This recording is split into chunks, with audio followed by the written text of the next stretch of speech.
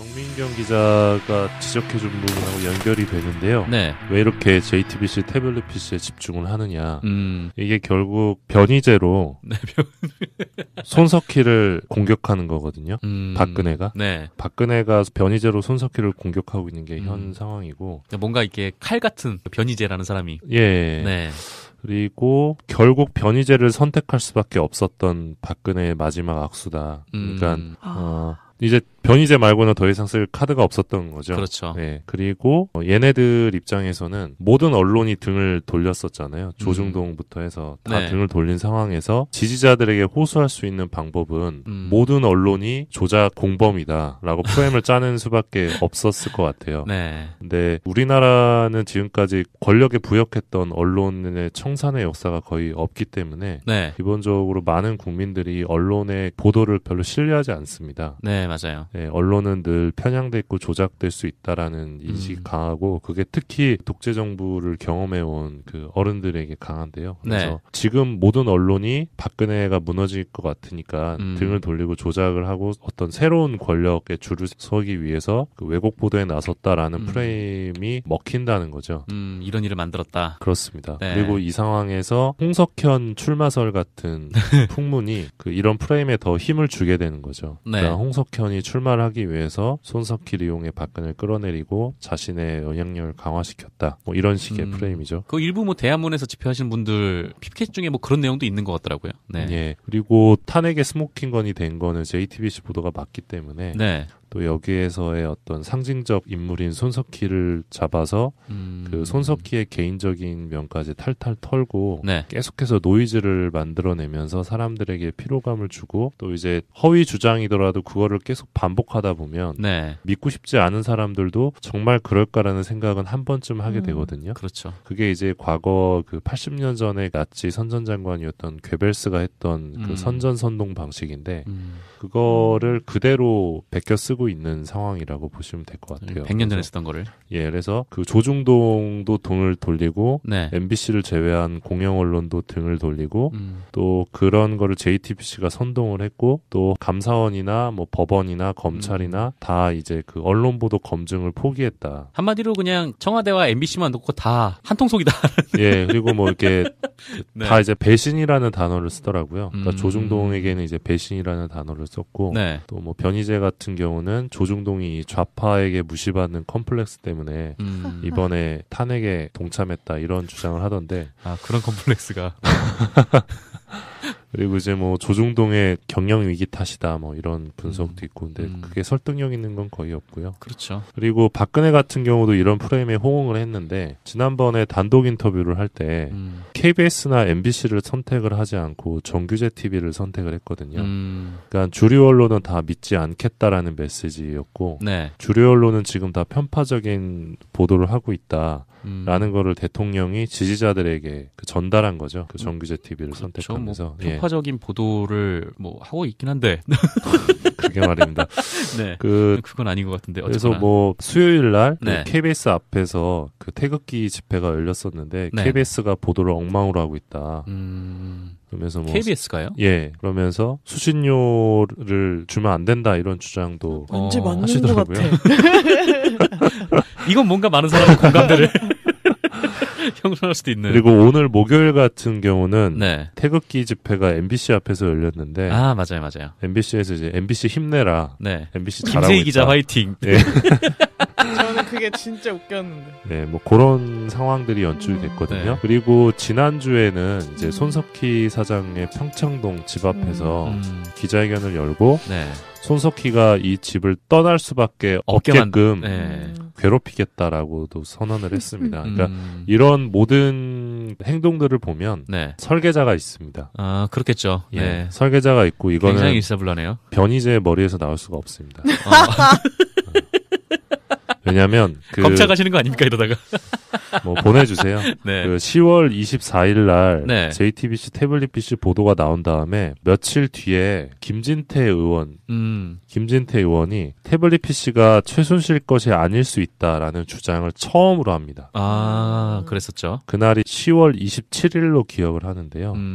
10월 27일 날 그날 최순실의 통화 내역이 언론 보도에 나온 적이 있는데 네. 내게 아닌 것처럼 언론 보도가 조작된 걸로 몰아야 한다. 그런 얘기가 있었죠. 통화 내역이 한 보름 전쯤인가에 보도로 나왔습니다. 네. 그러니까 정리를 하면 그날 최순실이 누군가에게 이제 메시지를 지령을 내린 거고 김진태가 그걸 충실히 이행을 한 거죠. 법사위에서. 그렇죠. 그런 다음에 그 다음 주 월요일 그러니까 태블릿 PC 보도가 나온 뒤 정확히 일주일 뒤부터 네. 상암동 JTBC 본사 앞에서 태극기 집회가 시작이 됩니다. 그렇군요. 네. 그러니까 조직적으로 움직인 거예요. 네. 그리고 어제 특검이 밝힌 내용을 보면은 태블릿 PC 보도가 난 직후에 박근혜 대통령하고 최순실이 통화를 한 정황이 또 있어요. 그렇습니다. 네. 그러니까 이거는 굉장히 누군가의 플랜에 따라서 움직였던 거고요. 여기에 이제 새누리당도 포함이 돼 있는 거죠.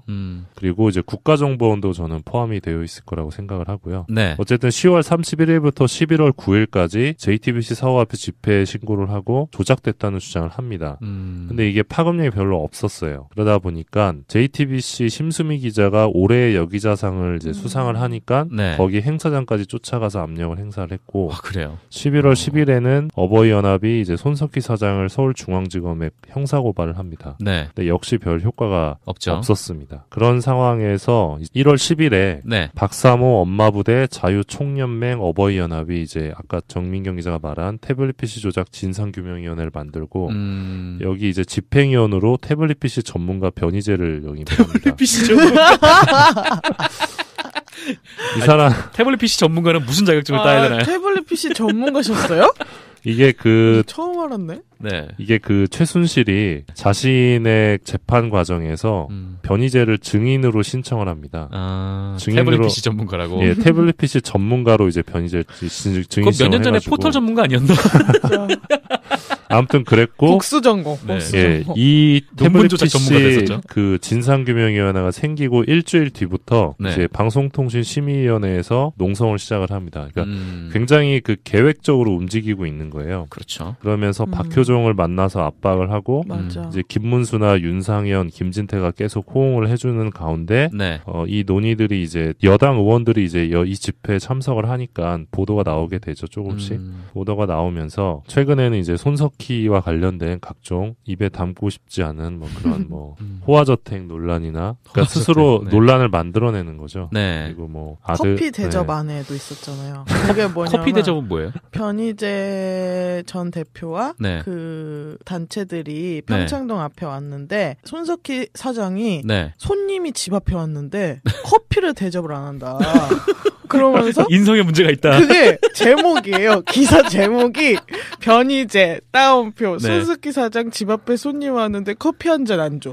이게 기사 제목이 있어요. 미디어워치 제가 요새 네. 워낙 이쪽 이슈를 팔로잉을 하다 보니까 네. 미디어워치를 매일 들어가요. 근데 너무 중독성이 있어요. 고된 일 하시네요. 네, 진짜. 그래서 네. 약간 어머 이런 것까지 털었네. 그러니까, 커피를 안 준다. 네, 정말 네. 이상한 트집을 잡으면서 네, 그러고 있더라고요. 그래서 그렇군요. 어떻게든 탄핵 관련해서 헌재 결정이 날 때까지 어떻게든 노이즈를 끌어서 흔들어 보겠다는 의도 같은데 그렇죠. 마지막 발악이라고 생각을 하고요. 이 변희재를 키맨으로 선택했다는 것 자체가 네. 박근혜 최순실이 벼랑 끝에 몰려있다 뭐 그런 반증이라고 생각을 하고요. 그렇죠. 원래 보수의 그 인재가 얼마나 많았습니까? 변희재 같은 경우는 네. 아시겠지만 더 이상 종합편성 채널에서도 부르질 않습니다. 맞아요. 네. 예, 그만큼 좀 위험한 인물인데 이분이 굉장히 화려해요. 이정희 전 의원을 주사파라고 했다가 1,500만 원 벌금형 네. 받았고요. 김미화 씨에게 친노종북이라고 했다가 800만 원 벌금형 받았고요. 벌써 2,300입니다. 네, 문성근 씨가 그 2013년 말에 그 네. 한 분이 박근혜 정부 비판하며 분신한 사건이 있는데 아, 이 사건을 예. 문성근이 사전 기획하고 선동했다. 음. 이렇게 했다가 300만 원 벌금 그리고 2,600. 분신 사건이 친노 종북의 조직적 행동이라고 했다가 이제 유족들에게 위자료 600만 원. 3,200. 네, 그리고 방송인 낸시랭이 친노 종북이라고 했다가 2심에서 낸시랭은 왜? 벌금 400만 원. 3,600. 그리고 이재명 성남시장을 종북 매국노라고 했다가 네. 2심에서 400만 원. 4,000. 이렇게 확정된 게 4천이고요. 네. 그리고 김광진 전 더불어민주당 의원의 명예를 훼손해서 징역 6월에 집행유예 1년을 선고받기도 했습니다. 그래요. 예. 이런 가운데 이제 변희재 씨를 또라이라고 비판한 탁현민 씨가 네. 얼마 전에 대법원에서 무죄를 아, 대법원이 인정한. 대법이 인정한. 이 말 좀 위험한데. 아 진짜. 그러니까 보면 취소할게요, 변희재님. 굉장히 많이 명예훼손을 하고 네. 허위 주장을 해서 벌금을 받거든요. 이게 괴벨스랑 똑같아요. 그러니까 제가 괴벨스를 좀 좋아해서 네. 괴벨스에 대해서 많은 좀 자료들을 보는데 네. 이 괴벨스가 자신의 어떤 몸값을 높이는 방법으로 그 당시에 좀 유명했던 사회주의자나 뭐 공산주의자나 아니면 뭐 자유주의자들을 공격을 합니다. 공격을 하면서 끊임없는 허위 주장을 펼쳐요. 그래서 그 당시에 독일에서 가장 많은 명예훼손 혐의를 받았던 사람이거든요. 괴벨스가. 아, 그래요. 예. 근데 그때는 이제 히틀러가 있으니까 괴벨스가 거기까지 올라갔는데 그냥 지금은... 이런 평시 상태에서는 그냥 구속되겠죠. 언젠가는. 네, 아무튼 변희재 씨 같은 경우는 사람들이 뭐 일부에서는 개그 캐릭터로도 받아들이는데 네. 사실 좀 도를 많이 넘어서서 그렇죠. 그리고 또 최근에 보도를 보면 좀 국정원의 손길이 좀 닿고 있다는 느낌을 받는 보도들도 있어서 네. 좀 수사가 필요할 것 같아요. 변희재 씨 같은 경우는. 그렇죠. 그 최근에 진행되고 있는 이 태극기 집회 같은 경우도 참여하는 인원의 전부는 아니겠지만 네. 그 핵심 수뇌부들 있잖아요. 네. 이 사람들에게는 돈이 오고 가고 있을 가능성도 높다. 그런 생각이 좀 들어요. 그러니까 왜냐하면 실제로 이제 돈이 오고 가고 있다는 보도도 있었고 네. 그 전 청와대 행정관하고 구구단체 관계자들하고 뭐 이렇게 문자 메시지 받았던 내용도 있고 어버이연합도 한번 논란이 됐었고 그리고 정경련에서 이미 어버이연합에 돈을 지원했던 정황도 있죠. 네. 미디어 워치에도 지원했었죠. 예. 그리고 뭐 관광도 보내주고 그죠? 네. 그런 부분들이 계속 지속되고 있었을 가능성도 있고 다른 루트를 통해서 지원됐을 가능성이 높거든요. 뭐 하다못해 태극기 같은 경우도 돈이 있어야 태극기를 찍잖아요. 아, 그렇죠. 그리고 어르신들이 경제적인 여유가 없으신 분들이 많은데 우리나라도 노후빈곤율이 거의 세계 최고 수준인데 이분들이 뭐 지방에서 올라오고 식사도 하셔야 되고 하는데 필요하겠죠. 필요하겠죠. 예. 네. 그래서 이런 부분들은 사실 저도 기사에 썼지만 관제 데모로 이루어지고 있을 가능성이 매우 높은 상황이기 때문에 이후에 어떤 정부가 들어서든지 간에 네. 이 관제 데모 의혹을 받고 있는 집회들에 대해서는 철저한 좀 수사가 필요하지 않을까 그런 생각을 하고 이 있습니다. 촛불 집회를 가보면은 딱 나가면은 촛불을 팔잖아요. 상인분들이 촛불을 파시는데 하나에 1,000원 주고 이제 사는데 태극기 집회 쪽을 지났는데 태극기를 파는 데가 없어요. 그럼 저 태극기는 다 어디서 났을까? 그러니까요.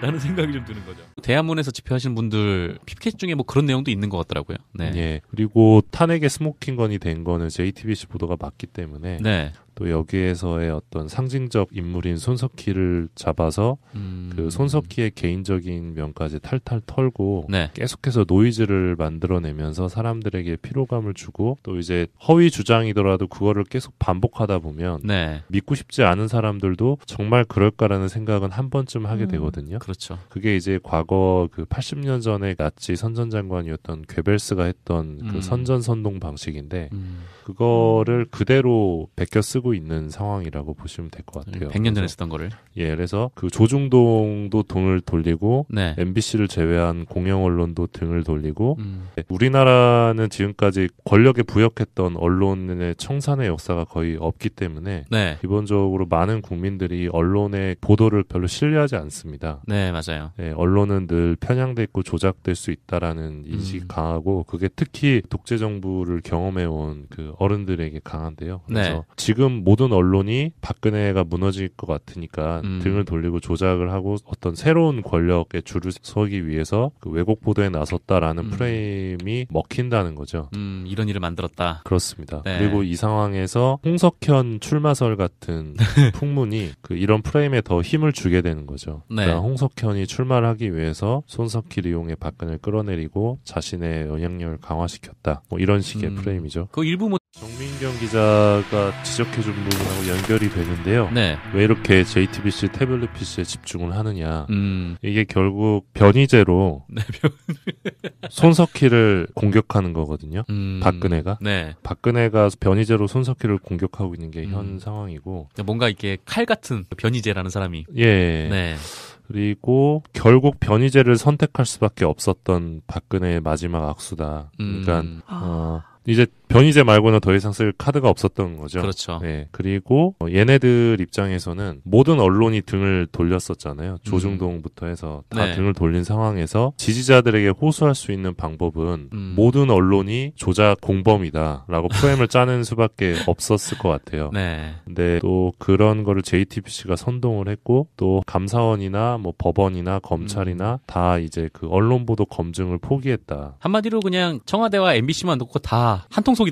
예, 그리고 뭐 이렇게 네. 다 이제 배신이라는 단어를 쓰더라고요. 그러니까 음. 조중동에게는 이제 배신이라는 단어를 썼고 네. 또 뭐 변희재 같은 경우는 조중동이 좌파에게 무시받는 컴플렉스 때문에 이번에 탄핵에 동참했다 이런 주장을 하던데 아, 그런 컴플렉스가. 그리고 이제 뭐 조중동의 경영 위기 탓이다 뭐 이런 분석도 있고 근데 그게 설득력 있는 건 거의 없고요. 그렇죠. 그리고 박근혜 같은 경우도 이런 프레임에 호응을 했는데 지난번에 단독 인터뷰를 할 때 KBS나 MBC를 선택을 하지 않고 정규제 TV를 선택을 했거든요. 그러니까 주류 언론은 다 믿지 않겠다라는 메시지였고 네. 주류 언론은 지금 다 편파적인 보도를 하고 있다. 라는 거를 대통령이 지지자들에게 전달한 거죠. 그 정규제 TV를 선택하면서. 뭐 편파적인 보도를 뭐 하고 있긴 한데. 그게 말입니다. 네. 그건 아닌 것 같은데. 그래서 어쨌거나. 뭐 수요일 날 네. KBS 앞에서 그 태극기 집회가 열렸었는데 네. KBS가 보도를 엉망으로 하고 있다. 그러면서 뭐 KBS가요? 예, 그러면서 수신료를 주면 안 된다 이런 주장도 왠지 맞는 것 하시더라고요. 같아. 이건 뭔가 많은 사람의 공감대를 형성할 수도 있는. 그리고 오늘 목요일 같은 경우는 네. 태극기 집회가 MBC 앞에서 열렸는데 아, 맞아요. MBC에서 이제 MBC 힘내라. 네.